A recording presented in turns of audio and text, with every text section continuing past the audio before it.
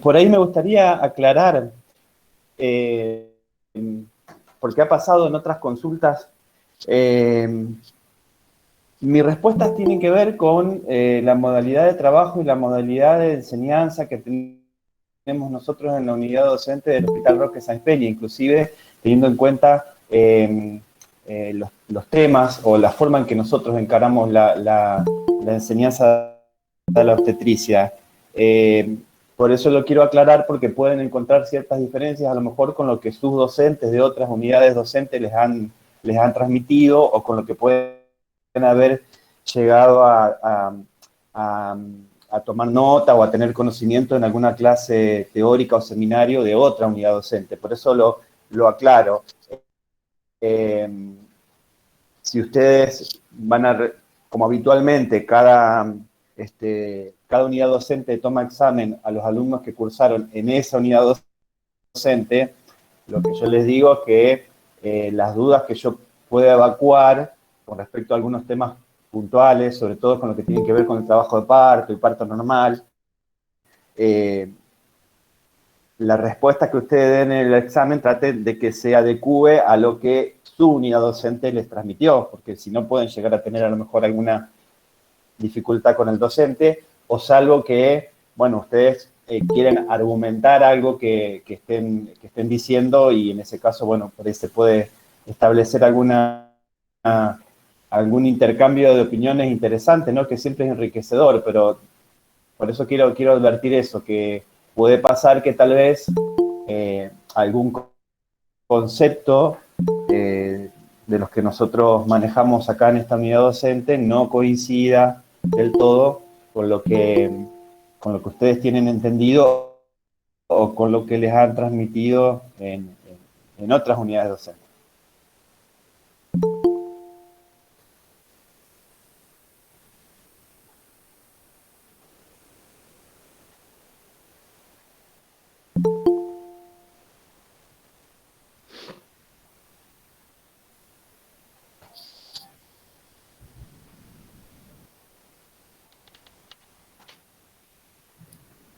Hola, profesor. Yo tengo con respecto a la evaluación del bienestar fetal.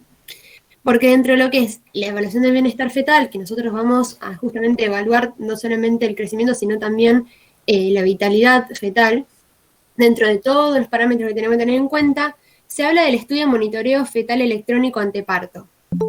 ¿Eso se realiza en todos los embarazos y cuándo se realizaría, o hay en realidad indicaciones precisas para hacer ese estudio? Bueno, el monitoreo fetal anteparto, como muchas prácticas y como muchos estudios o controles dentro de lo que es un embarazo normal, es uno de los que no está recomendado de rutina, y sin embargo es uno de los que se sigue haciendo de rutina en muchos lugares. El monitoreo fetal anteparto tiene indicaciones muy precisas y que tienen que ver con justamente embarazos que salen de lo que es el carril de la normalidad y que por alguna patología preexistente en la madre o alguna patología sobreagregada al embarazo, como puede ser un estado hipertensivo, una diabetes, un retraso del crecimiento intrauterino, una restricción del crecimiento intrauterino, o alguna patología puntual que a uno le haga pensar que ese bebé, que ese feto, puede estar atravesando un sufrimiento fetal o agudo o crónico, pero no tiene indicación de rutina en todos los embarazos, porque se ha visto que lo único que se logró llevando a la práctica rutinaria este estudio es aumentar el número de intervenciones innecesarias, como por ejemplo las inducciones, las cesáreas, los partos instrumentados.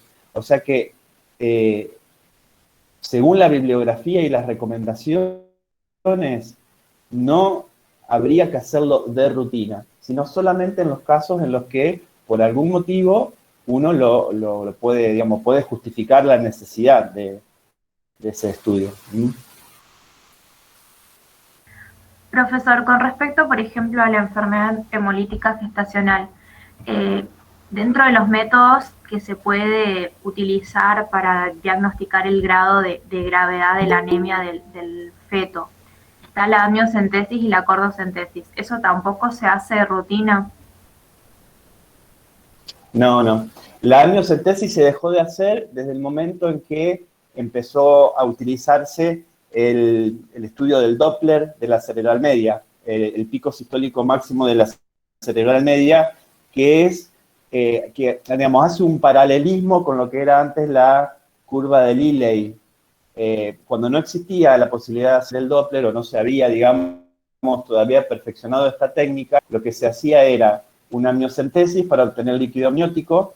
Se estudiaban en ese líquido amniótico metabolitos de la degradación de la hemoglobina, y eso se trasladaba a una curva que, dependiendo de en qué parte de la curva caía ese dato, hablaba de la gravedad de la anemia, de la necesidad, por ejemplo, de hacer solamente un control, o de la necesidad de hacer una transfusión fetal intrauterina, o de la indicación directamente de finalizar el embarazo. Hoy eso está reemplazado totalmente por el estudio Doppler.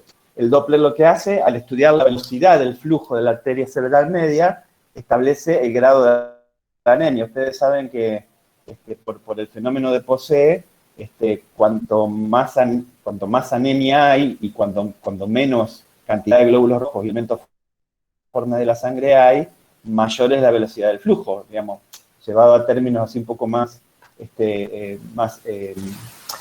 populares, digamos, la sangre está más diluida y fluye con mayor velocidad. Entonces eso habla de un grado mayor de anemia. Entonces ese valor del Doppler de la cerebral media se traslada también a una tabla que evalúa o digamos o nos marca el grado de anemia fetal, y se toman las mismas conductas que se tomaban antes con la amniocentesis, con este método que es no invasivo, ¿no? Que se puede repetir tantas veces sea necesario. La cordocentesis se reserva para el caso de que sea necesaria una transfusión fetal intrauterina. Profe, con respecto al tratamiento de la hipertensión en el embarazo, ¿se opta por el alfa-metildopa o por la labetalol como primera elección? Hace un tiempo ya que de primera elección se utiliza el labetalol. Puede ser que en algunos textos que están desactualizados, por ahí sigan encontrando como que primera elección es el alfa-metildopa.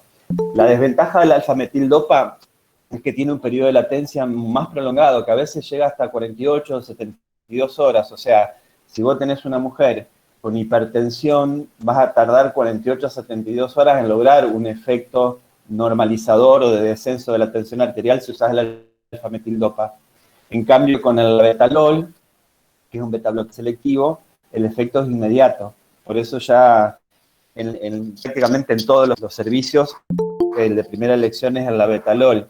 Además tenés la ventaja de que viene en forma también de ampollas, o sea que en una crisis hipertensiva lo podés usar en forma endovenosa también, además de la vía oral. Profe, ¿y el atenolol se utiliza o no? Porque en algunas bibliografías marca de que se puede utilizar y en otras no. No, ya también hace bastante tiempo que no se utiliza, porque en lugar del atenolol tenemos justamente el labetalol, que es también un beta bloqueante, pero más selectivo y evita un montón de efectos secundarios que tenía el atenolol, entre ellos, por ejemplo, el oligoamnios, que era bastante común de ver, sobre todo después de mediados del segundo trimestre, en mujeres con hipertensión o con algún estado hipertensivo del embarazo tratadas con atenolol, se solía ver como efecto secundario el oligoamnios. Salvo que estés trabajando en un lugar donde no dispongas de la betalol y necesites utilizar un betabloqueante para tratar la hipertensión, pero es anecdótico, ya prácticamente no se utiliza. Profe, y el alfa-metildopa, perdón, ¿el alfa-metildopa tiene alguna contraindicación en el puerperio? No, contraindicación no, es más, digamos, es como antihipertensivo, es de los más seguros en el embarazo, y por eso durante muchísimo tiempo fue de primera elección. A veces tiene como un efecto bastante molesto que puede ser la taquicardia o la cefalea, pero contraindicación no. Habitualmente lo que se hace, una vez que la mujer ya resolvió su embarazo y tuvo su parto, si es una hipertensa crónica, se vuelve a la medicación antihipertensiva que tenía digamos, antes del embarazo, dependiendo también de qué tipo de antihipertensivo utilizaba. Generalmente, ya una vez que la mujer es puérpera, se vuelve al enalapril o al antihipertensivo que utilizaba anteriormente. Si era una hipertensión propia del embarazo, hay que ir evaluando cómo va manejando la tensión arterial en el puerperio y considerar si tiene que seguir con la medicación o si la tiene que ir disminuyendo. Pero contraindicación en el puerperio, no. Y en el caso, profe, de que tenga una preeclampsia, yo una vez que finalice el embarazo, ¿sigo con la Betalol o también lo tengo que cambiar? También, dependiendo de si era, por ejemplo, si era una preeclampsia que apareció en el embarazo, lo que se hace habitualmente una vez que se resuelve el embarazo, que es la cura de la preeclampsia, digamos, vos vas a ir evaluando durante la internación de la mujer cómo son las tensiones arteriales y va a ir viendo la necesidad de seguir con la misma dosis, de disminuirla o directamente de suspenderla. Eso dependiendo de cómo evolucione. Ahora, si la mujer tenía una hipertensión crónica y sobreagregó una preeclampsia, generalmente estas pacientes necesitan continuar con la medicación un tiempo más. Si con la que vos le diste durante el embarazo maneja bien las tensiones arteriales, puede seguir con esa, o si no, después ya en la interconsulta con el cardiólogo se decide volver a la que hacía originalmente. Profesor, y en el caso de que sea, por ejemplo, una mujer con hipertensión crónica, que se diagnostica el embarazo ya, por ejemplo, pasadas unas cuantas semanas de gestación, y ella estaba tomando la medicación, un enalapril o un inhibidor de la angiotensina, ¿qué pasaría? ¿Tiene complicaciones para el feto? ¿Se continúa con el tratamiento o se lo cambia por otra droga? No, siempre que vos diagnosticás un embarazo o la mujer te viene a consultar diciéndote que está embarazada y que tomaba alguna de las medicaciones antihipertensivas que no se recomiendan en el embarazo, se lo cambiás en ese momento, de suspender lo que estabas tomando y empieza con el Labetalol, o en el caso, como dije hoy, de que estés trabajando en un lugar donde no tengan acceso al Labetalol, le das el alfametildopa, pero se suspende en el momento en que se puede.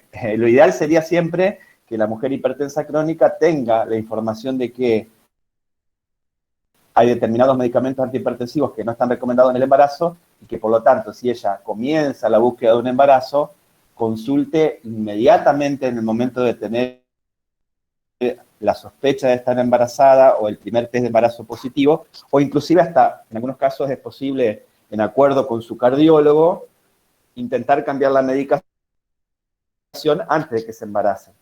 Pero bueno, eso a veces no es posible, dependiendo, ¿no?, de qué tipo de tratamiento hacen. Hay personas que tienen que recurrir a 2 y hasta a veces hasta 3 medicaciones de diferente mecanismo de acción para controlar su hipertensión. Hay gente que toma inhibidores de la enzima convertidora, toma antagonistas de los canales del calcio y toma diuréticos, por ejemplo. Pero lo ideal es siempre que cuanto más precoz sea la consulta, mejor, para poder suspender la medicación y darle alguna de las que sí se permiten en el embarazo. Los antagonistas de los canales del calcio, esos se pueden dejar. Por ejemplo, si la mujer toma nifedipina, se puede dejar. Lo que sí se suspenden son los diuréticos, y en el caso de que esté tomando inhibidores de la enzima convertidora, también se suspenden y se cambia al Labetalol o al alfametildopa. Profe, y si esa mujer hace una crisis hipertensiva, ¿podemos dar un diurético? En el embarazo generalmente no se recomiendan los diuréticos para el manejo de la hipertensión o de la crisis hipertensiva. Para eso tenés el Labetalol endovenoso. Okay. Es mucho más efectivo, hace efecto mucho más rápido. Los diuréticos, en el caso de la furosemida, por ahí que es el más conocido, se dejarían, digamos, para el manejo de alguna complicación agregada a una crisis hipertensiva, como puede ser un edema agudo de pulmón. Digamos, ahí ya estás, más allá de proteger el embarazo tratando de no utilizar medicaciones que no están recomendadas, ahí tenés que evaluar riesgos-beneficios. Si la mujer tiene un edema agudo de pulmón, y lo tenés que resolver, porque si no ese feto se va a quedar sin madre, y va a ser peor eso que un diurético. Pero no se haría digamos, como de primera elección o de rutina.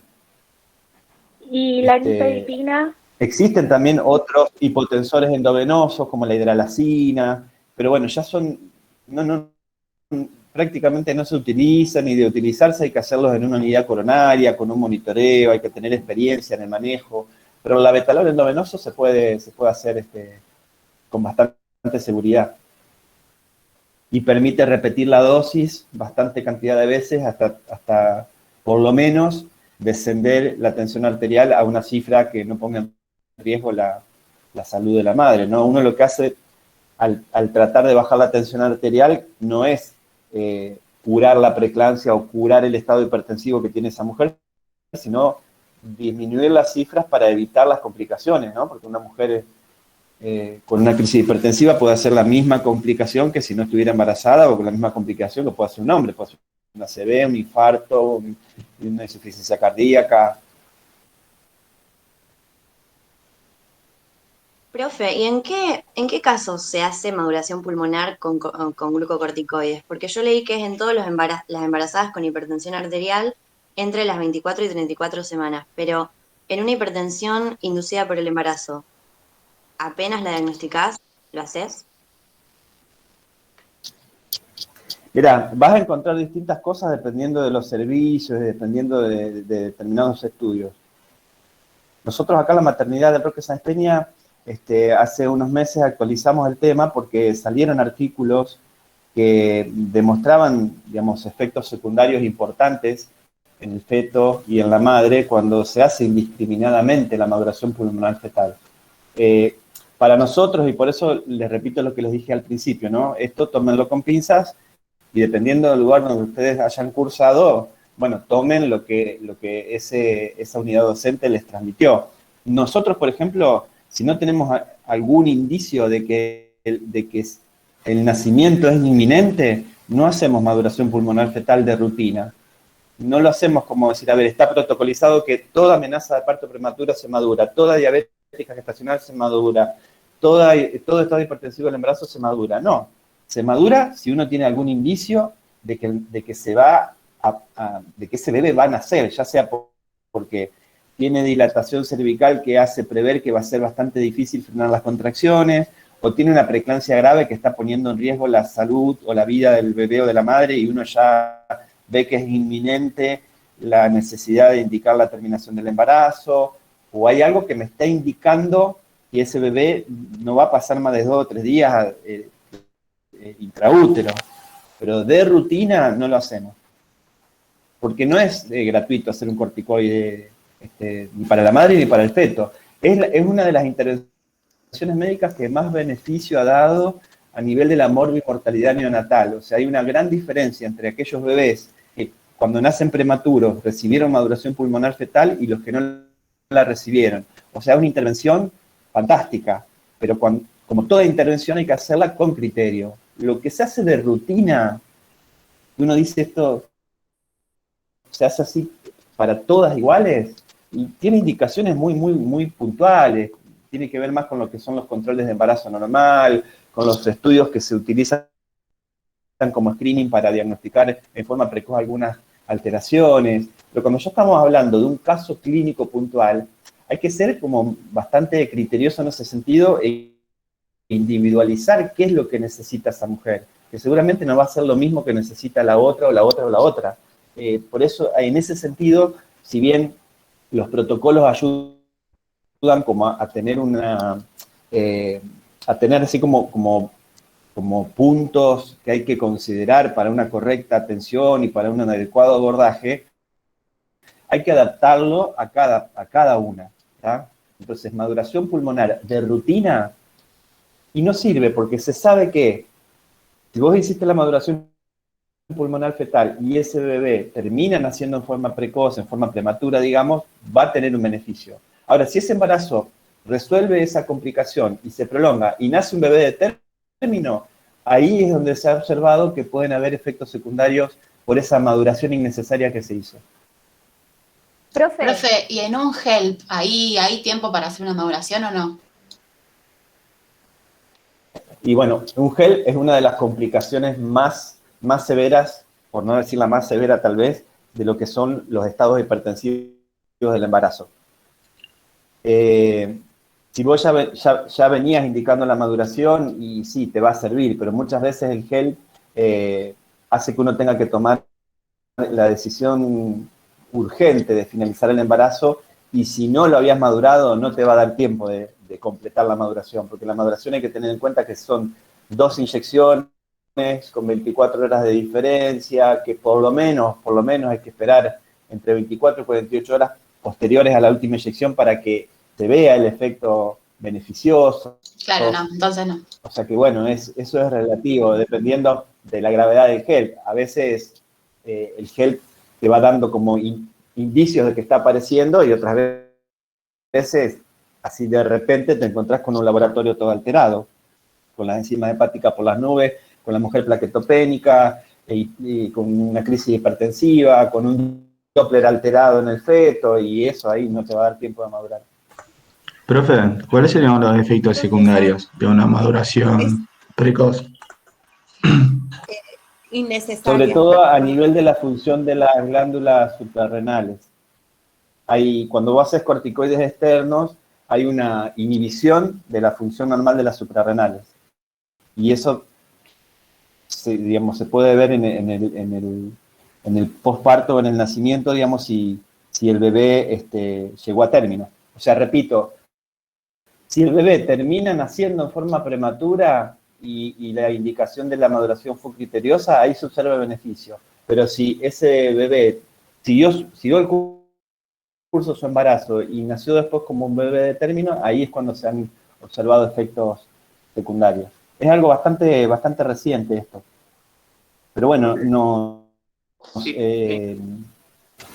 hace reflexionar un poco sobre todas nuestras prácticas, porque muchas veces se nos enseña esta cuestión de lo que decía hoy, ¿no? De las rutinas, de cómo todo se limita a una rutina, y en realidad las rutinas o los protocolos tienen que ser una guía, y está bueno que exista, porque muchas veces al unificar la forma de abordar determinados casos, uno puede ser más eficiente, más eficaz, y puede también, al aplicar un mismo protocolo, comparar resultados, y eso para la estadística también es bueno, y se pueden comparar los resultados con otros lugares, con otros países. Pero hay que tener en cuenta que en lo individual, no todas, en este caso las mujeres, ¿no? Porque hablamos de embarazadas, no todas son iguales, no todos los tratamientos se comportan o dan el mismo resultado en todas, no todas tienen la misma condición. Entonces hay que ser un poco flexible en ese sentido y evaluar más individualmente qué necesita, porque yo puedo tener una mujer con un embarazo de 30 semanas que tiene 3, 4 contracciones en 10 minutos, que uno dice, bueno, sí, estoy ante un diagnóstico de amenaza de parto prematuro, porque tiene contracciones en frecuencia, en intensidad y en duración mayor a la normal para las 30 semanas. Pero le hago el examen obstétrico y tiene un cuello duro, largo, formado, posterior, cerrado. ¿Para qué la va a durar? Si esa mujer probablemente no va a hacer un parto inminentemente. ¿Se entiende lo que digo? Entonces, en ese caso, ¿qué hago? Estudio o trato de indagar cuál puede ser la causa de esas contracciones, digamos, antes del término, que pueden ser una infección urinaria, una coliamionitis, puede ser, bueno, lo que sea que pueda llegar a diagnosticar. Y si trato la causa, probablemente pueda tratar la amenaza de parto prematuro y ese embarazo continúe su curso sin necesidad de maduración ni de finalización antes del término.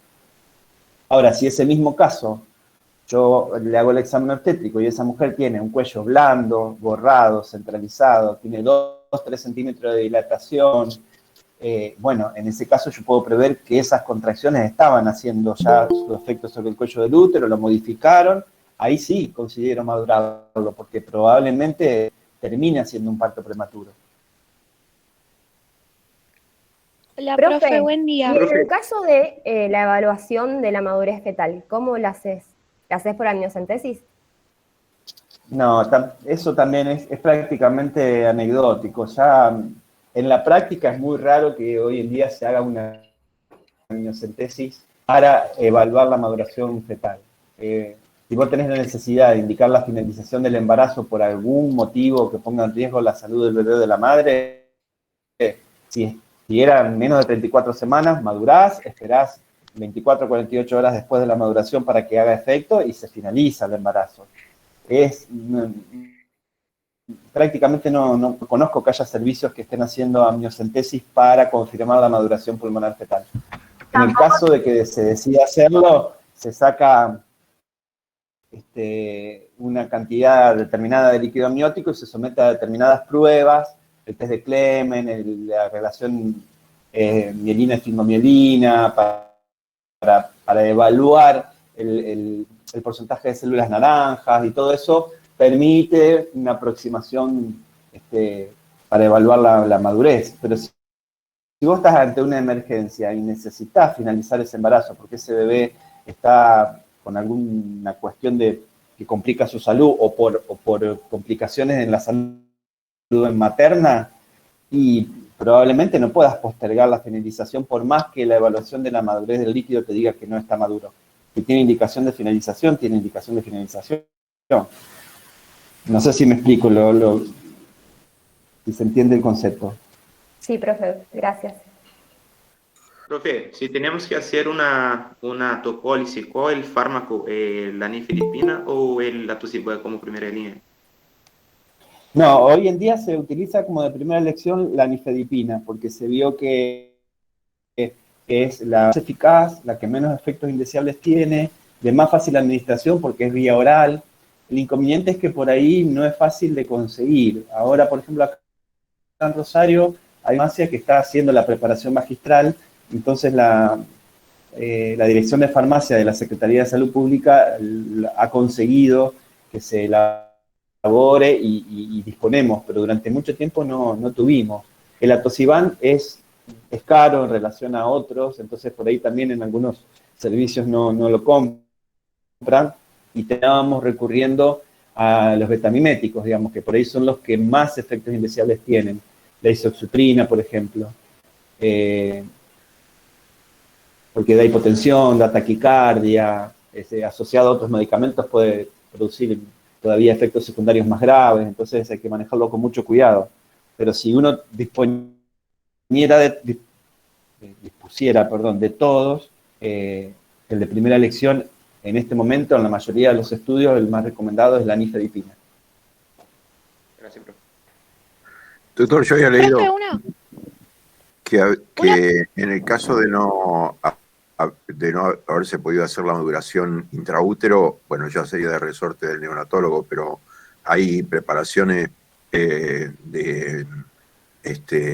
para madurar el pulmón postnatal. ¿Eso es posible? Sí, el surfactante, sí. Sí, hay bebés que cuando, digamos, si el parto fue inminente, no dio tiempo a madurarse, o se maduró, pero igualmente al nacer hacen el síndrome de la membrana hialina y hacen la dificultad respiratoria, los neonatólogos disponen del surfactante, digamos, en forma de preparación farmacológica, y bueno, y eso permite muchas veces resolver el cuadro, sí. Pero es carísimo, siempre es mucho más económico hacer el corticoide antenatal que un surfactante postnatal. Claro, yo lo tenía así en cuenta, leído como alternativa ante la emergencia y la imposibilidad intraútero. Sí. Sí. Profe, una pregunta. En el tratamiento de desprendimiento de placenta, hay guías que hablan de la interrupción del embarazo sin importar la edad gestacional, y en cambio hay una guía que habla de que cuando las condiciones están óptimas, es decir, el feto está vivo, la mujer está estable hemodinámicamente, se puede tener, y el embarazo es menor a 34 semanas, se puede tener una conducta expectante. ¿Esto es cierto o sin importar la edad gestacional se hace igual el parto, la inducción? Bueno, mira, lo que vos decís es cierto. Hay guías que, por ejemplo, la guía de la SEGO, de la Sociedad Española de Ginecología Obstetricia, cuando habla de las hemorragias de la segunda mitad del embarazo, habla de esto que vos decís, de si la hemorragia no es abundante, si la salud fetal está conservada, si no está comprometida hemodinámicamente la madre, se puede tomar una conducta expectante. Todo depende del grado de desprendimiento. Si vos tenés un pequeño desprendimiento, se formó un pequeño hematoma y se autolimitó ahí, se puede tomar una conducta expectante, pero eso a veces es muy difícil difícil de discernir en el cuadro. Puede pasar, por ejemplo, cuando son cuadros como inespecíficos, porque yo siempre que hablo con los alumnos, con los estudiantes de mi comisión, y si hay alguno acá presente se debe acordar, siempre les digo, sobre todo en los cuadros de hemorragia, que a veces no son tan claros como dice el libro, o tan claros como dice la bibliografía, que a ver, el desprendimiento da poca sangre oscura, o con coágulos, da hipertono, da un compromiso más agudo de la salud fetal, generalmente la madre está hipertensa y tiene dolor, y la placenta previa sangrante es todo lo contrario. A veces los cuadros son como medio o solapados o medio inespecíficos. En esos casos, suponiendo que uno tiene una mujer que consulta con un sangrado escaso, y el tono impresiona como que está un poco aumentado, pero no es un hipertono típico, y no está hipertensa, y uno hace un monitoreo fetal y los latidos cardíacos fetales están normales, la mujer hemodinámicamente está estable, por ahí eso da tiempo de hacer una ecografía, y a lo mejor la ecografía diagnostica una pequeña zona de desprendimiento en la placenta, que si se autolimita y no evoluciona, se puede esperar, pero es lo menos probable. La mayoría de los casos de desprendimiento normoplacentario son cuadros que uno tiene que tomar la conducta de finalización del embarazo, ya sea porque hay una bradicardia fetal, o porque hemodinámicamente la mujer está descompensada, o porque está con hipertensión y realmente el cuadro es bien típico de desprendimiento, o sea, está el hipertono, están todas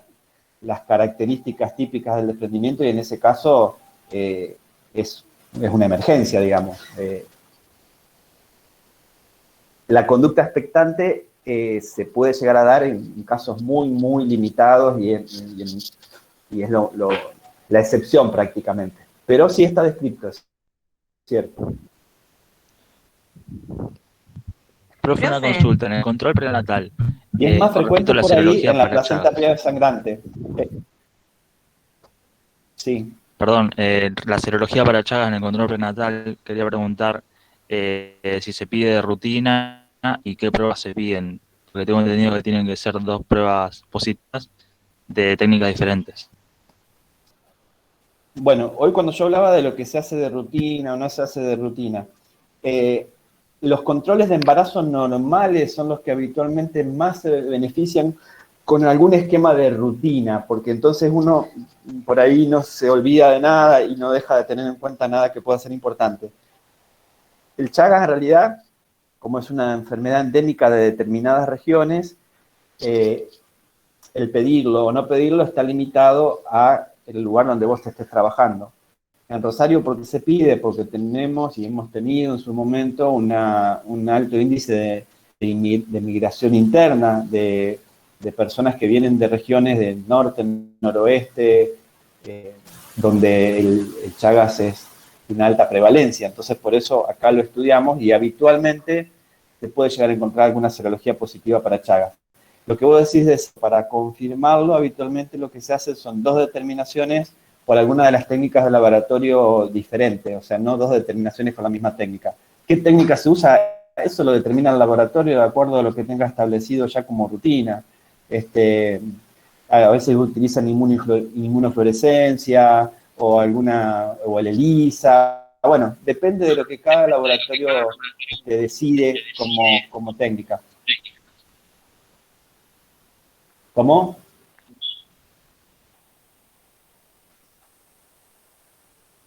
Profe, Buenísimo, gracias. En realidad, lo importante en el embarazo, o lo que puedes... Tenés el micrófono prendido.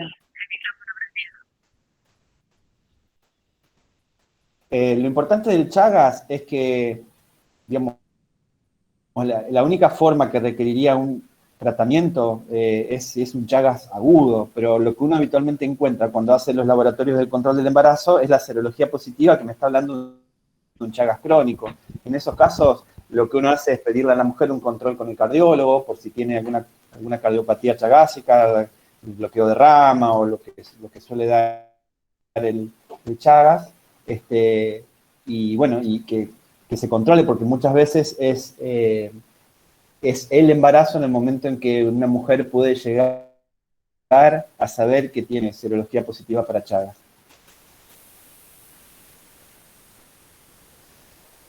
Profesor, yo quería comentar acerca del para el tratamiento. manejo de la colestasis gravídica, la colestasis intrahepática gravídica, primero se usa el ácido urso desoxicólico.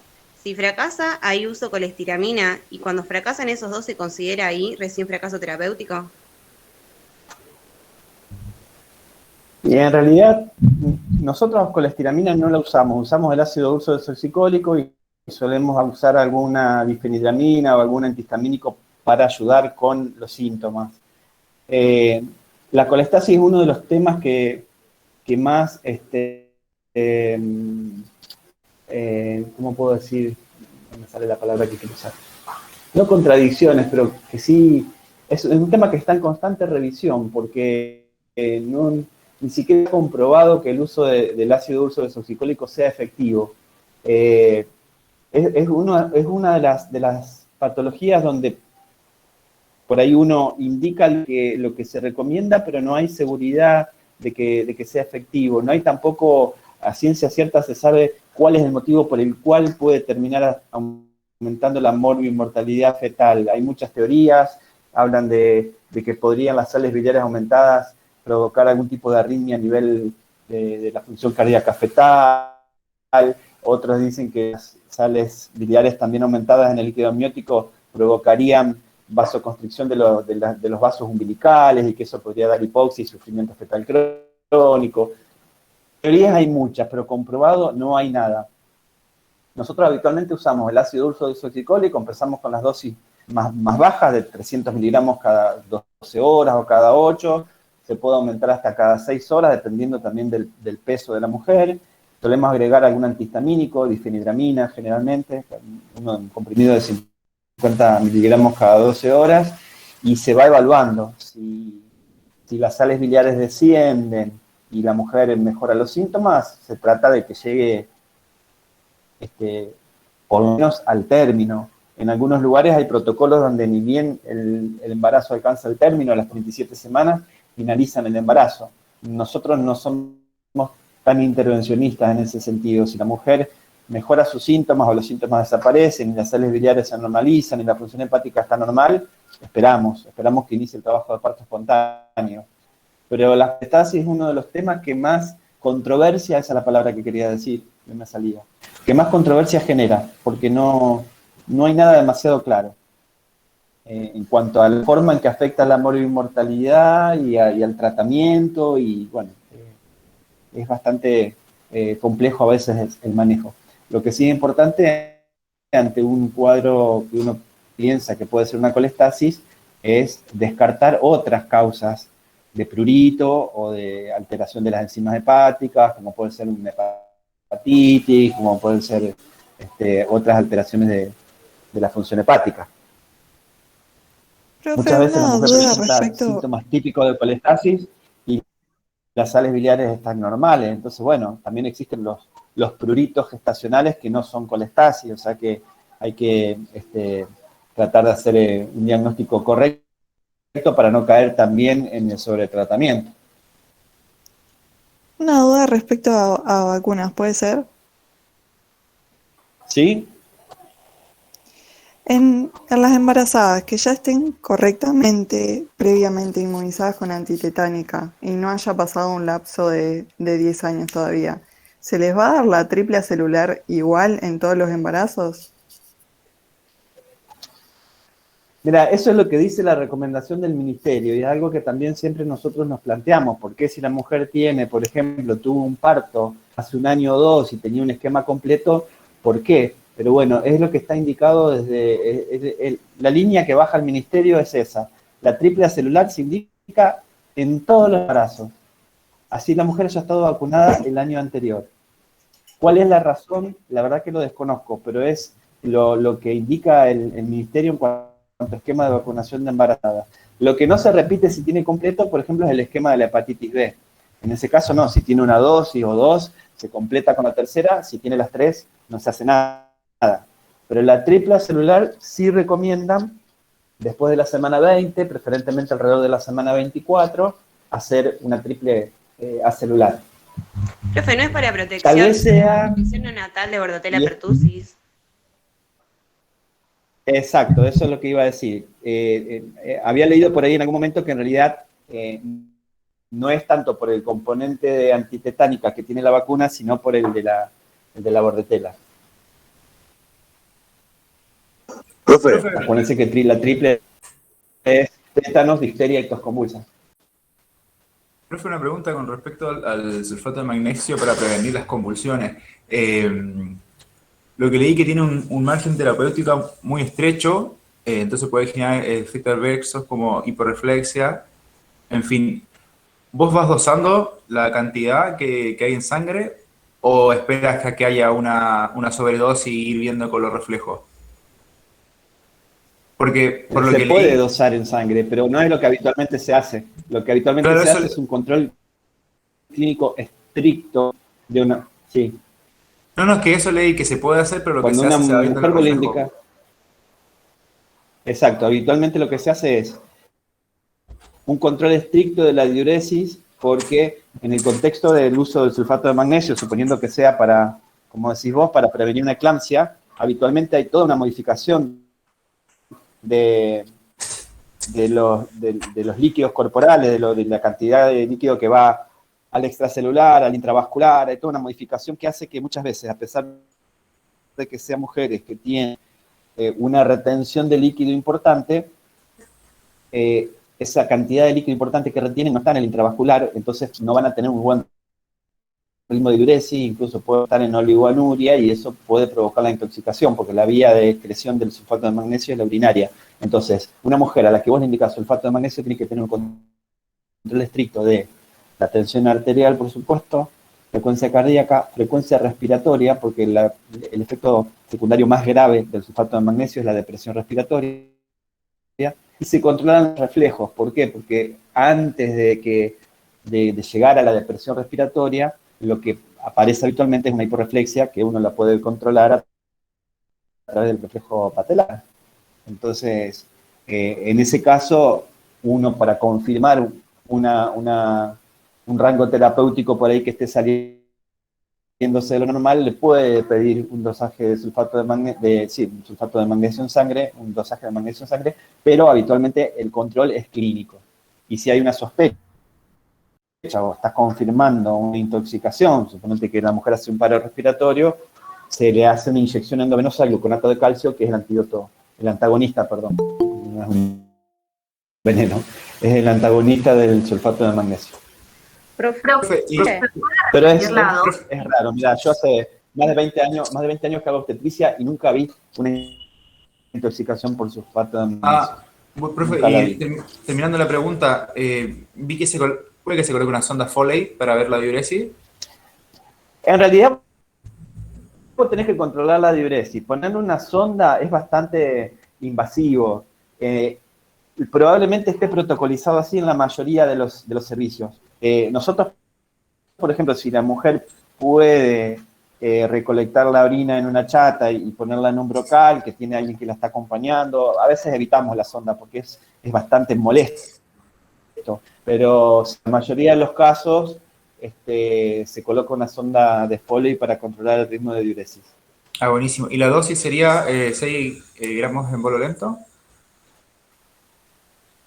Entre 4 y 5 gramos. En la mayoría de los protocolos hablan de 5 gramos. 5 gramos que se hacen en un bolo de 15 a 20 minutos y después se sigue con una dosis de mantenimiento de 1 gramo por hora. En lo posible, con bomba de infusión, que es la manera más segura de que la dosis sea la exacta, ¿no? Gracias, profe.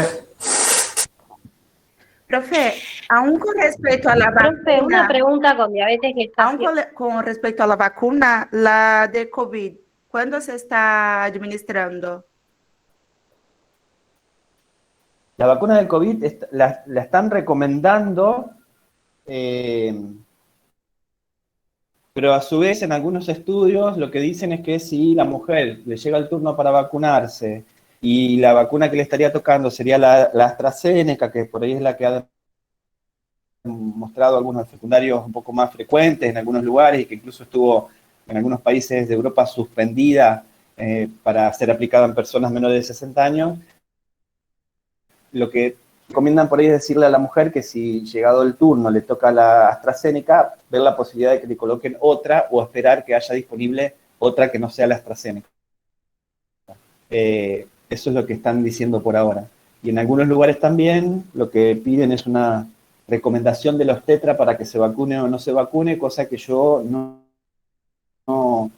acuerdo con eso porque me parece que no puede una autoridad de salud pública como el Ministerio de Salud delegar en el médico que controla el embarazo la responsabilidad de indicar una vacuna que todavía en la mayoría de los estudios está en fases que no han terminado de evaluar posibles efectos secundarios a largo plazo o sí, a mediano plazo.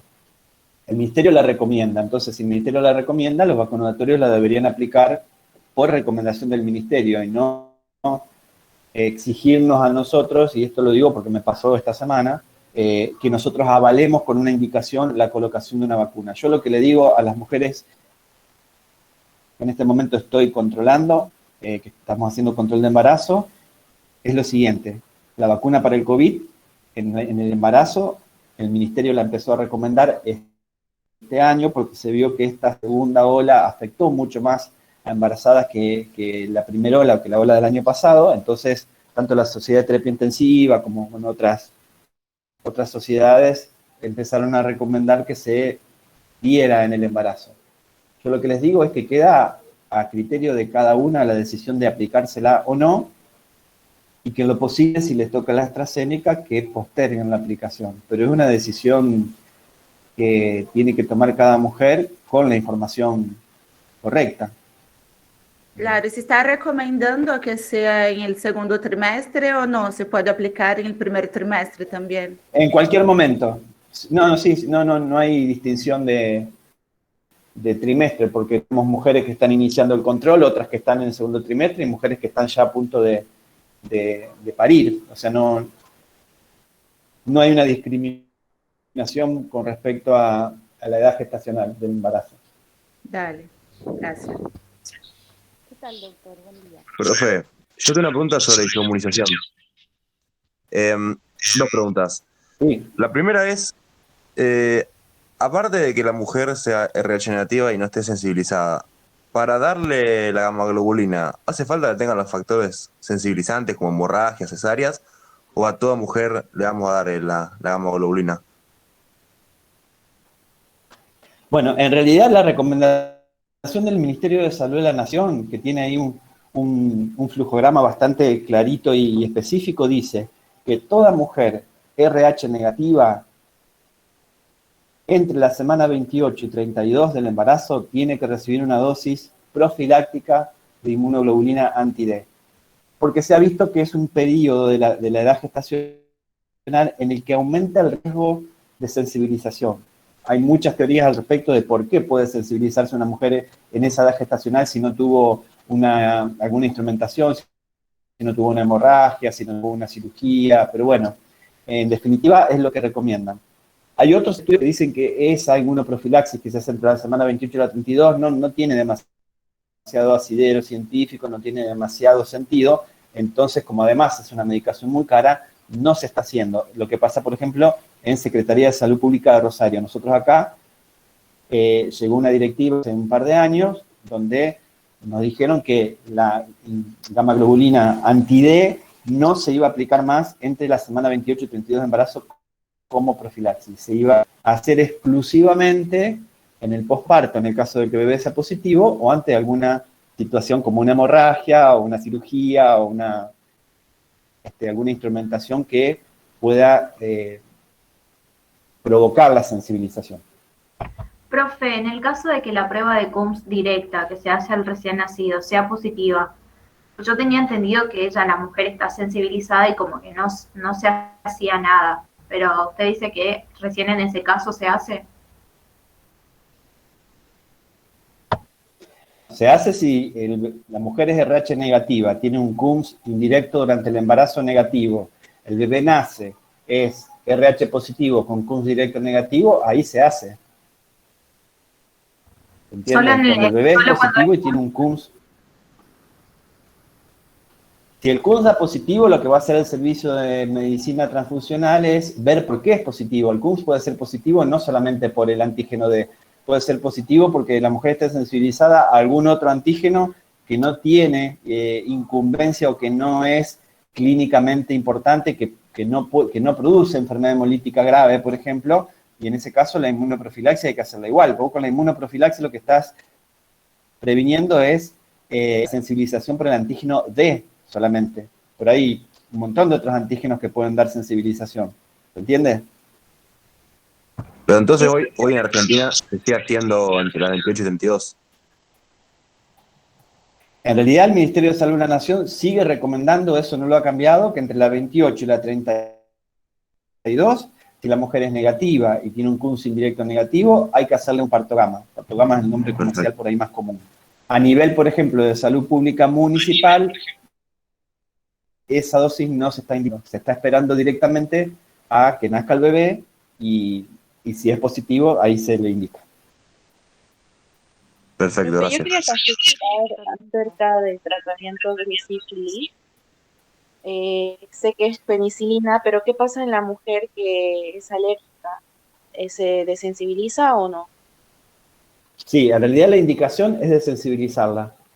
Se interna, se le van haciendo dosis muy diluidas subcutáneas de penicilina para el sistema inmune reaccionando paulatinamente y una vez lograda la desensibilización, se trata con penicilina. Esa es la indicación.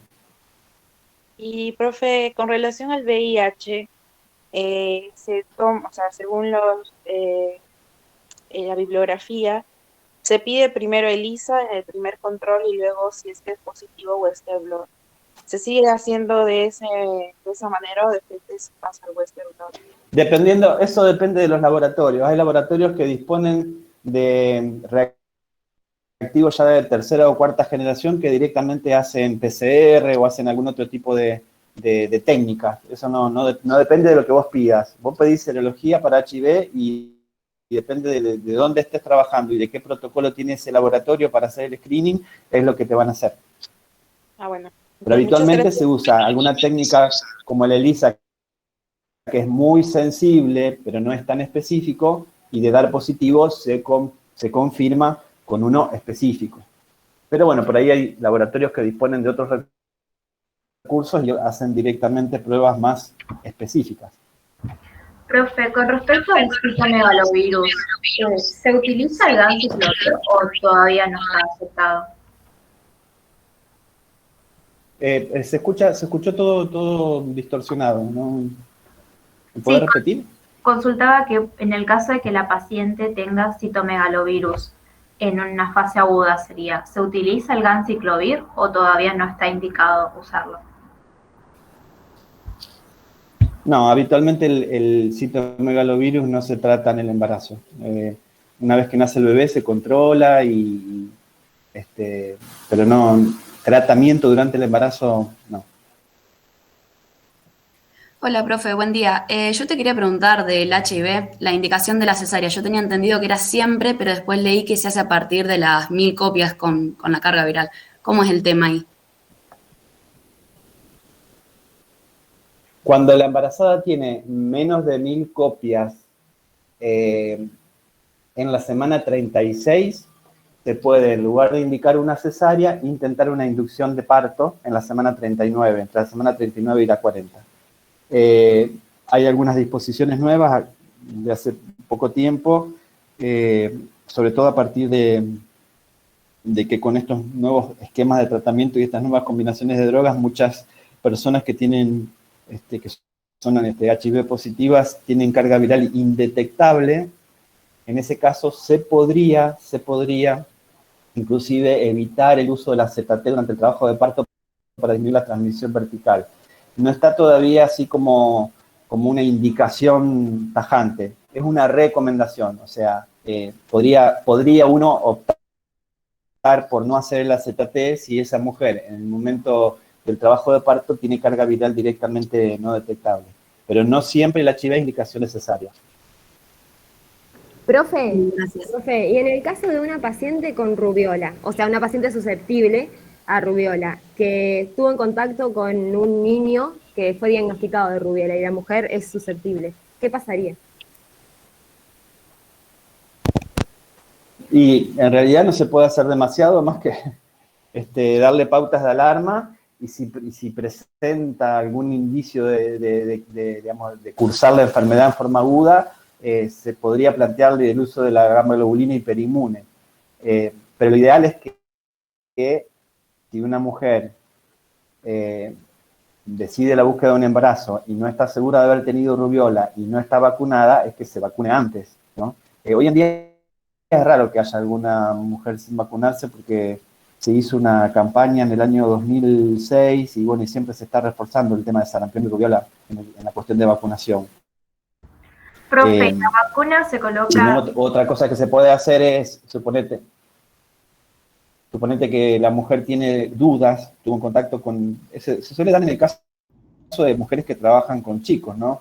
Maestras o que trabajan en guarderías o en hogares. En ese caso, si la mujer no recuerda estar vacunada o no recuerda haber tenido la enfermedad, lo que se puede hacer es pedir un dosaje de IgG para rubiola. Y si le da positivo, ya se queda tranquila de que tiene anticuerpos. Siempre el problema es cuando la mujer no fue vacunada, no tuvo la patología, no tuvo, digamos, la enfermedad, y uno hace un control de serología y le da negativo, o sea, como que, bueno, es susceptible. Ahí es cuando es más difícil el manejo. Profe, yo tengo una pregunta en relación a la embarazada con hepatitis B.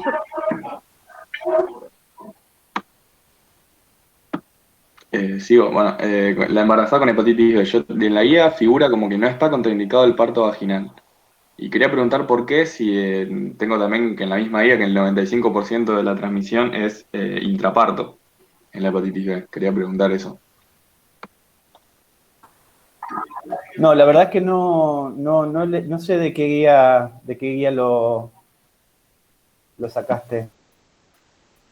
De la guía del ministerio. No, la verdad que no lo he leído. No importa, ¿cómo hacen? ¿Cómo es el manejo en el caso de la hepatitis B y el nacimiento? Lo que se hace habitualmente, si la madre tiene hepatitis B positiva, cuando nace el bebé, además de hacerle la vacuna que se hace de rutina en todos los recién nacidos, se hace la inmunoglobulina, digamos, se hacen anticuerpos para que una forma de inmunización pasiva, digamos. Es como cuando una persona tiene una herida cortante y no está vacunada contra el tétano. Vos le haces la vacuna y le haces los anticuerpos para que hagan efecto en forma inmediata. En el caso de que la madre sea hepatitis B positiva, se hace exactamente lo mismo. Pero no he leído que haya necesidad de hacer una cesárea porque la madre sea hepatitis B positiva. No. La verdad que no. Hemos tenido casos, pero en partos normales, y la única diferencia entre un bebé que nace de una mamá que no tiene hepatitis B y otro bebé que nace de una madre que tiene hepatitis B es que a ese bebé, además de la vacuna, en el momento del nacimiento se le hace la inmunoglobulina. Ok, listo. Profe, y en caso de que me llegue... Imagino por ahí que lo de la cesárea debe tener que ver a lo mejor con algún, digamos, en el caso de alguna hepatitis B aguda, o que que la madre esté descompensada, o que tenga alguna cuestión que tenga que ver con la madre, o alguna cosa sobreagregada que contraindique un parto, pero no de rutina. Y en caso de que llegue una mujer que, o sea, no tengo los controles, pero llega en trabajo de parto, pido la serología, pero, o sea, si no me da tiempo, hago, digamos, como profilaxis todas las medidas, o sea, tipo, le aplico la inmunoglobulina, todo por las dudas. En el caso de la hepatitis B, claro, o sea, si no tiene controles y yo no tengo serologías tampoco, o sea, no tengo serología de ninguna. no, esperás el resultado de la serología, porque la hepatitis, digamos, la vacuna se le hace enseguida ni bien nace, y si después te viene que la madre tenía hepatitis B positiva, le hacen la inmunoglobulina. La inmunoglobulina se la hace al bebé, no se hace en el trabajo de parto. Porque me parece que estás confundida con la prevención de la transmisión vertical del HIV, que sí se hace acetato endovenoso a la madre. Acá la inmunoglobulina se le hace junto con la vacuna al bebé, después de que nace. Claro, claro, sí. O sea, Por me más que la refería mujer a no haya estado controlada, podés esperar el resultado. ¿Cómo? Claro, o sea, y en cuanto al VIH también lo mismo, o sea, lo que se le hace a la madre, sí, se lo haría por las dudas.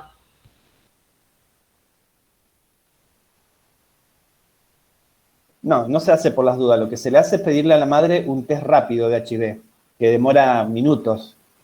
Si te llega un parto en expulsivo, no vas a tener tiempo ni de ponerle una vía, ni de hacer la o sea, no se le hace AZT a todo el mundo porque viene a parir sin un control de embarazo. Porque en el caso, inclusive, hasta de que sea un HIV positivo, no te va a dar tiempo de hacer nada si es un parto inminente, como suele pasar a veces.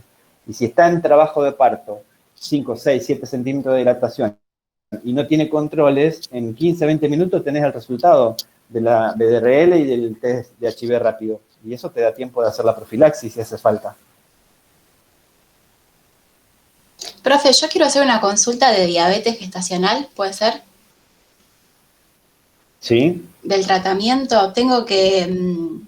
mi duda en realidad es, por ejemplo, si tenemos una paciente que viene a una consulta pregestacional y ya sabe que es diabética y toma hipoglicemiantes orales. Yo leí en la guía de Chile que, o sea, si viene con un buen control glucémico, con esta medicación se le puede dejar. ¿Puede ser eso o no?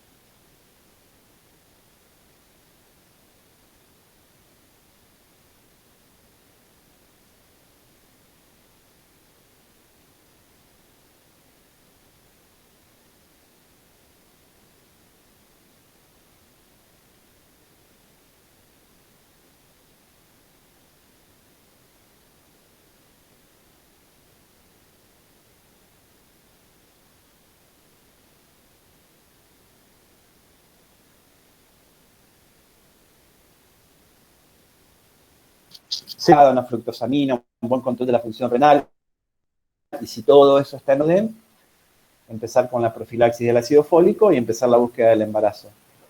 Siempre es más beneficioso eso que estar después modificando cosas cuando ya el embarazo está en curso. Buen día, profe. Respecto a eso, le quería hacer una consulta porque yo tenía entendido que la metformina se podía usar hasta la semana 20 de embarazo y después se cambiaba a insulina. Entonces, hoy en día ya se puede continuar durante todo el embarazo con metformina, incluso finalizarlo con metformina, dependiendo del control metabólico. Sí, en algunos protocolos también lo usaban hasta la semana 35, después lo suspendían. Eso ya ha cambiado mucho. Ya te digo, dependiendo de cuál sea el motivo por el cual la mujer usa metformina. Hay mujeres que usan metformina porque tienen una diabetes tipo 2 antes de embarazarse, otras que lo usan porque tienen un síndrome metabólico, otras lo usan porque tienen una poliquistosis ovárica. Entonces, todo eso se evalúa en interdisciplina con el clínico, con el endocrinólogo, y se decide, pero si esa mujer se beneficia del uso de la metformina, la puede seguir usando tranquilamente, no hay problema. Perfecto, muchas gracias. Todo es evaluar riesgo-beneficio, ¿no? Como siempre.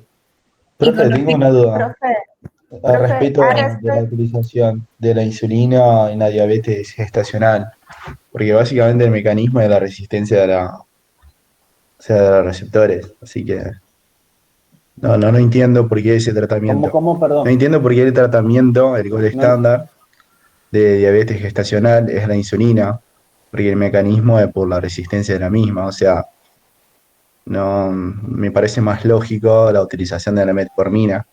No sé por qué las guías siguen. A mí A mí también, y comparto eso con vos, inclusive a veces es un motivo de discusión en mujeres que están usando dosis altísimas de insulina y asimismo no logran controlar sus glicemias y siguen teniendo glicemias elevadas. Y yo muchas veces me planteo lo mismo, porque en realidad la diabetes gestacional lo que hay es una, como vos bien decís, una resistencia periférica a la utilización de la insulina por el aumento del lactógeno placentario y por todas las alteraciones metabólicas que se dan sobre todo después de la semana 20 del embarazo.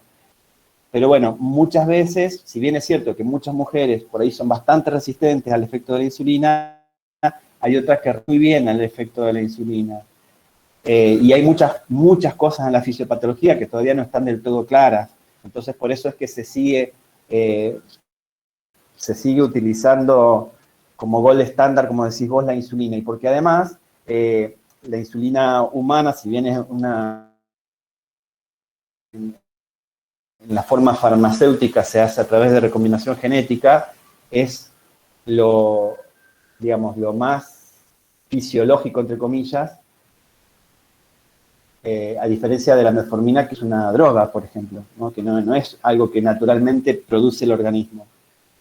Se ven las dos cosas, se ven mujeres que uno las pasa a insulina y andan perfecto y hacen un control perfecto de sus glicemias, y se ven mujeres que a pesar de usar dosis altísimas de insulina, inclusive a veces a 0,3 miligramos por kilo, que es la dosis máxima, y que sin embargo no logran controlar sus glicemias. Profe, buenos días. Yo le quería hacer una consulta sobre toxoplasmosis. El tratamiento es que hay varias drogas, pero me genera dudas porque algunas se pueden administrar en el primer trimestre, otras en el último, y me genera duda. ¿Cómo sería el tratamiento correcto? Eso nosotros lo manejamos con la infectóloga. No indicamos nosotros tratamiento de toxoplasmosis. Hacemos el screening y ante el diagnóstico se deriva a infectología. Sí, habitualmente se usa la pirimetamina, bueno, no recuerdo en este momento. Piramicina, sí, ácido folínico, son varios. Exacto. Dependiendo del trimestre, como vos decís, se va combinando, se van suspendiendo algunas, agregando otras, pero eso lo maneja el servicio de infectología. Vale, profe, gracias. Profe, una consulta. Aún correcto la metformina, por favor. En la diabetes gestacional, entonces, la metformina está contraindicada. Ella só está indicada cuando la paciente ya embaraza haciendo utilización de la metformina. ¿Eso? Exacto. Sí, no es que está contraindicada, pero habitualmente no se inicia un tratamiento con metformina si es una diabetes gestacional. Habitualmente se empieza con un tratamiento higiénico-dietético, o sea, recomendando actividad física, un buen control del peso y la dieta, y si con eso no funciona, se agrega la insulina. No es habitual que uno indique metformina para el tratamiento de una diabetes gestacional. Como vos decís, en el caso de que la mujer sea una mujer con diabetes previa, pregestacional, y venía utilizando la metformina, si logra un buen control metabólico se puede dejar la metformina, y si no, a veces hay que cambiarla a insulina. Profe, ¿y a partir de qué valor de glucosa se indica el tratamiento? ¿Valor de glucosa para diagnosticar diabetes? No, porque yo tenía que, digamos, el tratamiento consistiría en lo que es la dieta, la actividad física y en última instancia el tratamiento con la insulina. Recién cuando superado una cierta cantidad. Sí, ¿y cuál sería esa cantidad? Sí, habitualmente se hacen 5 controles diarios de glicemia, ayuno, prealmuerzo, posalmuerzo, precena, poscena, básicamente eso. Y si de esos 5 controles diarios, el 80% de los controles están dentro del rango de lo normal, se considera un buen control metabólico. Si hay menos del 80% de esos valores por encima de lo normal, ya hay que barajar la posibilidad de agregar el tratamiento con insulina. Pero también depende de otras cuestiones, depende del antecedente, de que la mujer haya tenido a lo mejor hijos de más de 4 kilos en otros embarazos, antecedentes de alguna complicación por diabetes gestacional previa, depende del peso, de otras cuestiones, ¿no? Y en sí de los valores de inicio también. Porque si vos tenés desde el inicio, una mujer que te vino al primer control con 300 de glicemia, esa mujer no hay ni que hacerle prueba, ni repetirle la glicemia, esa mujer tiene que empezar inmediatamente con insulina, independientemente de los valores de los controles, ¿entiendes? ¿Y cuándo hago el test de Sullivan? No se usa el test de Sullivan, se usa la prueba de tolerancia oral a la glucosa, que se hace entre la semana 24 y la 28, o se hace en el primer control de embarazo si la mujer tiene algún antecedente de relevancia, como puede ser obesidad, antecedente de diabetes gestacional, hijos mayores a 4 kilos en otros embarazos, familiares de primer grado diabéticos. En ese caso, se le hace la prueba en el primer control. Si es normal, se repite entre la semana 24 y la 28, y si es normal, se repite en la 32. La prueba se hace con 75 gramos de glucosa y se toma como valor normal hasta 100 en ayuna, y hasta 140 2 horas posteriores a la ingesta de la glucosa.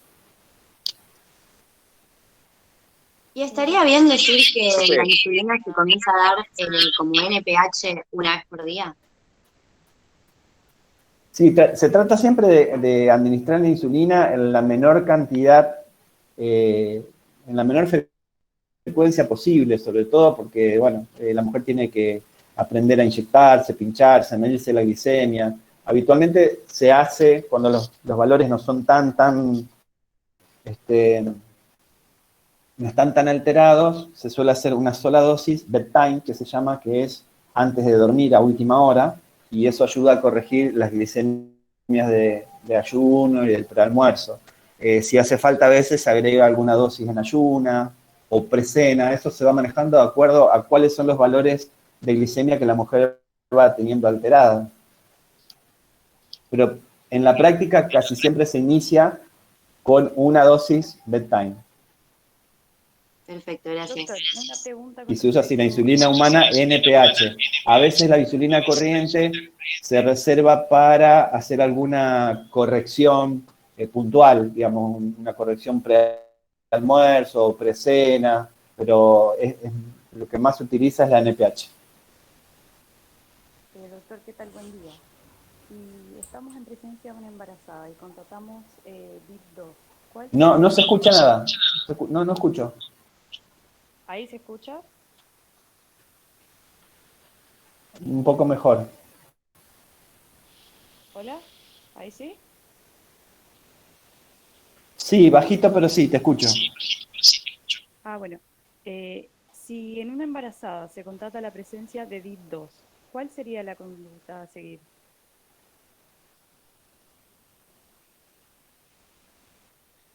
Habitualmente el BIP2 es un indicio de sufrimiento fetal agudo. Si es solamente el BIP2, podés intentar cambiar a la mujer de posición, administrarle oxígeno, hidratarla y ver si desaparece. Pero si a eso le sumás que pueda tener un meconio agudo o algún otro indicio de compromiso de salud fetal, es indicación de finalizar el embarazo por cesárea. Profe, ¿cómo nos damos cuenta lo del meconio? Porque cuando se rompe la bolsa o se la rompe artificialmente, sale un líquido verde espeso.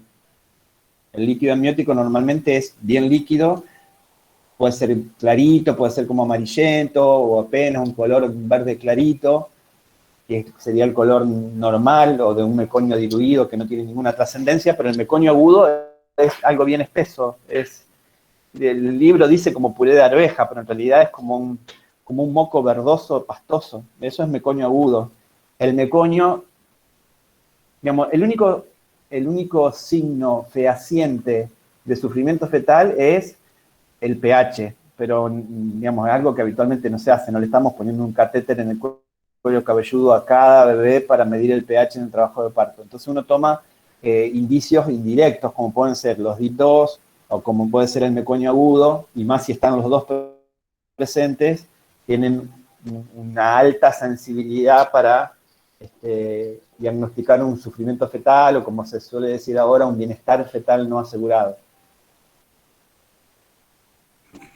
Doctor, ¿y cómo? El DIP2, dentro de las desaceleraciones que pueden aparecer en el monitoreo, el DIP2 es patológico, no es un DIP normal. El DIP1, que es el que se da con la contracción, ese es normal, es por la compresión de la cabecita fetal en el canal del parto, pero el DIP2 es un DIP patológico. Doctor, ¿y cómo sospecho un meconio agudo sin romper la bolsa y sin que se exteriorice? ¿Cómo lo hago previamente a eso? Y existe lo que se llama mioscopía, pero es alguna práctica que no a diario no se hace. Es colocar un instrumento óptico en el canal del parto y ver a través de la bolsa el color del líquido amniótico, pero es algo muy rebuscado, por llamarlo de alguna manera, ¿no? En la práctica no se hace. La única manera que hay en la práctica de constatar las características del líquido amniótico es si la bolsa se rompió espontáneamente o si yo la rompí porque supongamos, no sé, detecté un DIP2, entonces la mujer estaba con la bolsa íntegra. Bueno, una de las indicaciones podría ser romper la bolsa para ver cómo es el color del líquido amniótico. Si el líquido amniótico es verde espeso o directamente no viene líquido amniótico, puede ser un indicio de que ese líquido no está fluyendo porque está porque es un meconio. Ok. Profe, una pregunta con respecto a un recién nacido macrosómico, porque quería saber el valor acá en Argentina, porque lo leí de un libro que venía de Estados Unidos. ¿Es 4,5 kilos o 4? Sí. No, 4,5. Se considera macrosomía más de 4,5 kilos. En algunos lugares hablan de 5 kilos, pero habitualmente nosotros tomamos 4,5 kilos. Y en el caso de que sea un bebé hijo de madre diabética, se toma un poco menos, se toma 4,300, porque en realidad en el bebé macrosómico de madre diabética hay una distribución de la grasa corporal diferente que lo torna más distóxico en el momento del parto, entonces con menor peso puede comportarse como un segmento de distosia, sobre todo el tema de los hombros, y hacer el famoso encaje de hombro que pueden hacer los bebés macrosómicos. Entonces, si es hijo de madre diabética, a partir de los 4,300 se considera macrosómico, y si es un bebé, un hijo de una madre que no es diabética, a partir de los 4,500. Lo que no quiere decir que por ahí haya mujeres que han tenido por parto vaginal bebés de 4,800 kilos, 4,900 o 5 kilos, porque también depende de la contextura física materna. Profe, la indicación cesárea en ese momento sería una a más partir en de relación a 4,5 kilos. diabetes, ¿le puedo hacer? La indicación de cesárea sería en el caso de que vos sospechás que clínicamente o por un cálculo de la ecografía el bebé pesa más de 4,5 kilos, sí. Perfecto, Profe, en relación a diabetes y polidramios, ¿hay una explicación fisiopatológica de por qué la diabetes termina produciendo un polidramio? No, porque puede producir polidramio, pero también puede producir oligoamio. Puede producir un macrosómico, como también puede producir una restricción del crecimiento intrauterino. Las alteraciones metabólicas, digamos, muchas veces no está dilucidado específicamente la fisiopatología por la cual se produce. La verdad que no, lo desconozco. Bárbaro, gracias, muy amable. Y después en relación... Pero bueno, uno puede llegar a deducirse que en la diabetes habitualmente hay mayor producción hay polidipsia, poliuria, y en la segunda mitad del embarazo lo que más contribuye a la formación del líquido amniótico es la orina fetal.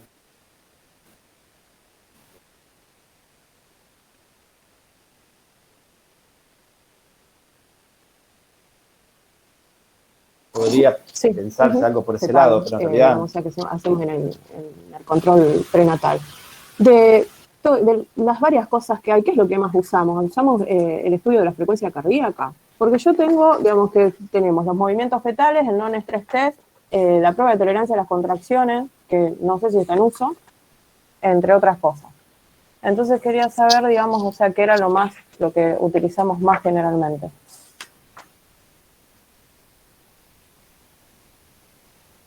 en un control de embarazo normal. Sí. Vos en consultorio lo que controlás cuando controlás un embarazo normal son los latidos cardíacos fetales y los movimientos fetales. También lo que haces es medir la altura uterina para evaluar en forma indirecta el crecimiento fetal a través de un centímetro. Pero en consultorio no vas a hacer ni non-stress test, ni prueba de tolerancia a las contracciones. No, sé que no, pero... perfil biofísico. No sé que no, digamos, o sea, que, digamos, o sea, lo primero que tenemos es, digamos, lo que está a la mano, que es la altura uterina, digamos, o sea, el poder escuchar la frecuencia cardíaca, las maniobras de Leopold para estimar también Exacto. un oligogramio, un polidramio, entiendo. Pero, digamos, o sea, la evaluación de la frecuencia cardíaca, que la hacemos directamente solamente, a lo mejor en una mamá que tiene un embarazo de riesgo, como una mamá diabética, una mamá que tiene un trastorno hipertensivo del embarazo. Si es una mamá, de esa manera. Si es un embarazo de riesgo, no lo vas a controlar vos si no sos especialista. El embarazo de riesgo lo controla un especialista en un segundo o tercer nivel. Ustedes están formándose como médicos con conocimiento general para actuar en primer nivel de atención. Eso es lo que establece la facultad. Entonces vos lo que tenés que saber es lo que se va a hacer en primer nivel de atención. Y eso un poco es la diferencia que yo hablaba al principio con respecto a lo que les pueden llegar a decir en otras unidades docentes y la mirada que tenemos nosotros sobre lo que ustedes tendrían que saber de la materia. En realidad, el non-stress test es lo que me preguntaban hoy, ¿no? Si el monitoreo de rutina se hace en todos los embarazos. No está indicado y la OMS lo desaconseja hace ya mucho tiempo. Sin embargo, en muchos lugares todavía siguen mandando a las mujeres a partir de las 37 semanas, una vez por semana hacer un monitoreo. No tienen ninguna indicación. Lo único que se vio es que aumentan las intervenciones innecesarias. ¿Cómo? Que a mí no me mandaron una vez por semana, pero me lo hicieron. Me acuerdo. Sí, no tiene ninguna indicación. Salvo lo que decíamos hoy, si hay alguna situación de riesgo o no es un embarazo normal. La prueba de tolerancia a las contracciones se hace cuando uno decide una inducción por alguna cuestión que pone en riesgo la salud fetal o materna y que se ha definido que es necesario que se nazca. Entonces uno decide inducir el trabajo de parto. Y la prueba de tolerancia a las contracciones se hace justamente para saber si ese feto, si ese bebé va a tolerar el trabajo de parto. Entonces se coloca un goteo de oxitocina y se ve cómo reacciona la frecuencia cardíaca del bebé a las contracciones. Eso es la prueba de tolerancia a las contracciones. No lo vas a hacer en un consultorio ni en un centro de salud, se hace en el lugar donde el bebé va a nacer.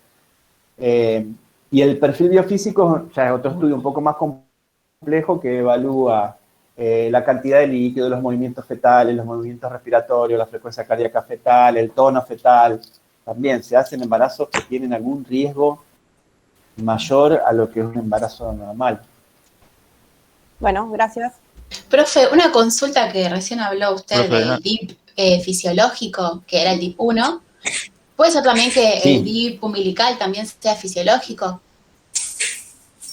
En realidad, no es tan fisiológico, porque te está hablando de que durante las contracciones el cordón umbilical está siendo comprimido contra entre alguna parte fetal y la pared uterina. Y si eso se prolonga en el tiempo, puede llevar a un sufrimiento fetal. Si es por más de 30 segundos, sí, ya indica sufrimiento fetal. Si es por menos de 30 segundos, tengo como que es el patrón más frecuente durante un trabajo de parto. Depende. Si la bolsa está íntegra, lo más frecuente es que no haya ningún DIP. Si la bolsa está rota, lo que uno más ve con más frecuencia es el DIP 1, que es el que provoca la contracción uterina al comprimir la cabecita fetal y por reflejo vagal desacelera y vuelve a recuperar una vez pasada la contracción y la formita es bien como de una V corta y coincide con el pico de la contracción. Bueno, gracias.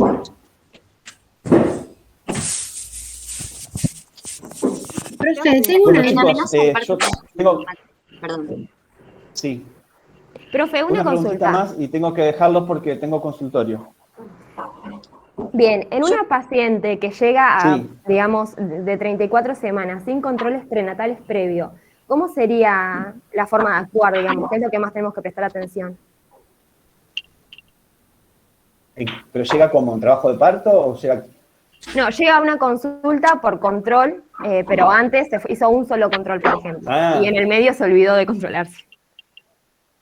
Si ya tenía un control previo, tenés que hacerle el control que corresponde al tercer trimestre. O sea, si repetir una ecografía, repetir o sea, se dan un laboratorio del tercer trimestre y repetir lo que esté negativo del primero o lo que corresponda, depende de cómo haya sido el primero. Si no tiene las vacunas actualizadas, indicarle la vacunación de lo que le falte.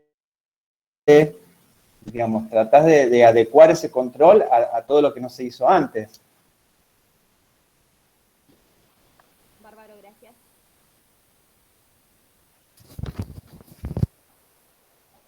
Yo quería saber, profe, si se hacen cultivos siempre de rutina en la amenaza de parto prematuro, ¿o no? Sí, porque es una de las causas de amenaza de parto prematuro son las infecciones urinarias que muchas veces en el embarazo son asintomáticas o puede haber también alguna infección genital que pueda predisponer o estar afectando el embarazo en esa edad gestacional. Habitualmente se hace un urocultivo y un cultivo de flujo. Perfecto, gracias. Profe, habló de lo que es las infecciones, las bacteriurias asintomáticas. ¿Cuál es el tratamiento que más, digamos, se usa o que es lo más recomendable? ¿La nitrofurantoína o la cefalexina? Depende un poco... Hola. Sí, se escucha, profe. Hola. ¿Se escucha? Ah, perdón. Depende un poco de la sensibilidad que se maneja en cada, digamos, en cada lugar. Nosotros habitualmente usamos la cefalexina y si hay resistencia a la cefalexina usamos la nitro. Si es una infección urinaria baja, si es una infección urinaria alta, una pielonefritis ya con compromiso del estado general, habitualmente se usa la ceftriaxona. En algunos lugares usan ampicilina sulbactam, pero habitualmente nosotros usamos cefalexina en las infecciones urinarias bajas y ceftriaxona si es una infección urinaria alta. Y es siempre por 7 a 10 días, no se hace el tratamiento de los 3 días. Sí, 7 días mínimo. No. En el embarazo no está recomendado el tratamiento corto. Mínimo 7 días. Se está viendo mucha resistencia bacteriana y se están viendo muchos casos de urosepsis que hace unos años no eran tan frecuentes. Entonces hay que tener mucho cuidado con la infección urinaria. Doc, en el caso de, viendo la prevalencia de sífilis que hay últimamente, al principio nos decían que había que hacer el control serológico en primero y tercer trimestre. ¿Es cierto que ahora hay que hacerlo en primero, segundo y tercer trimestre? Nosotros lo recomendamos en todos los trimestres, sí. Si bien el protocolo de Nación todavía habla de primer y tercer trimestre, está un poco desactualizado porque la incidencia de sífilis es notable, es todo el tiempo estar viendo diagnóstico de sífilis, así que lo ideal sería hacerlo en cada trimestre. Y con respecto a la rubiola, profe, ¿se hace o no ahora? No, habitualmente de rutina no se pide. Uno por ahí lo pide si la mujer viene a hacer una consulta preconcepcional, no está vacunada, no sabe si la tuvo o no la tuvo, entonces, bueno, en ese caso, que lo ideal sería recomendarle que se vacune antes de embarazarse, le puedo pedir un dosaje para ver que si tiene o no tiene anticuerpos, pero no se hace de rutina como con la sífilis, la hepatitis B, el HIV y el Chagas.